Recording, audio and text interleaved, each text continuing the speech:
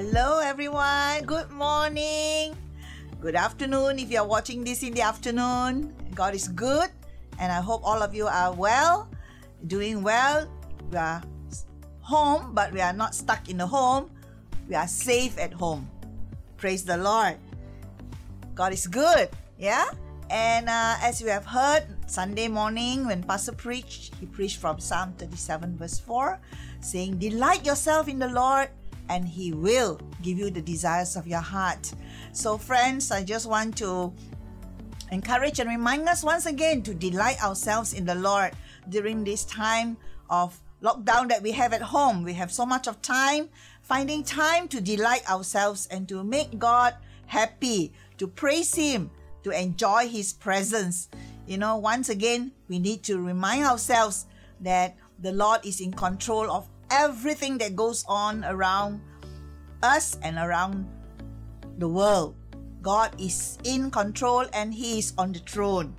Amen. Hallelujah. This morning, I just want to encourage us from Psalm 139, verse 14. It says, Psalmist David says, I praise you, God, because I am fearfully and wonderfully made. Your works are wonderful. And I know that full well. I know that full well. In other words, friends, we are reminded again that we are fearfully and wonderfully made.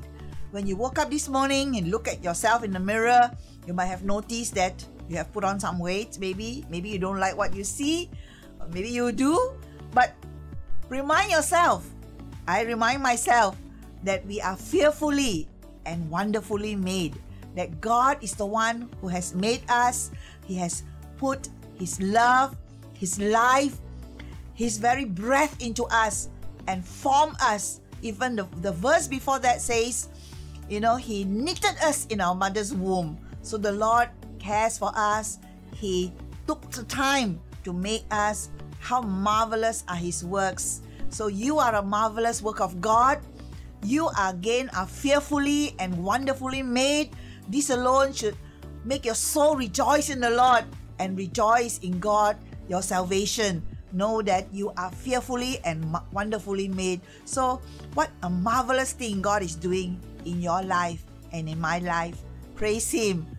So I just want to encourage you again to praise Him and to just give thanks to the Lord for His goodness that endures forever in our lives. So stay home, friends.